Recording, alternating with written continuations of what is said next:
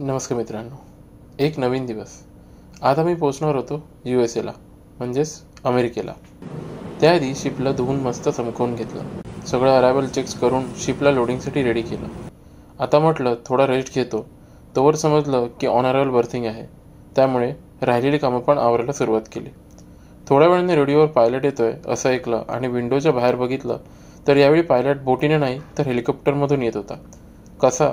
तो हा असा, तुम्हीच बघा. मग काय, पायलट शिपवर आला आणि त्याने शिप भराभर चालवली आणि सेफली अलॉंग साईड पण केली.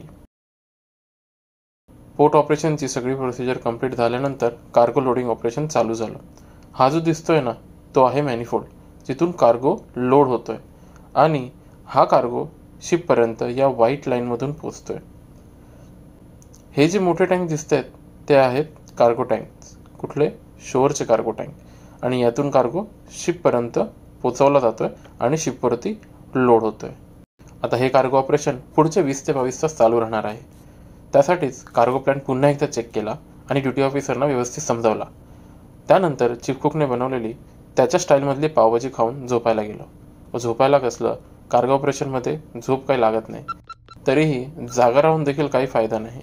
त्यामुळेच रेडिओचा आवाज थोडा कमी केला आणि झोपी गेलो.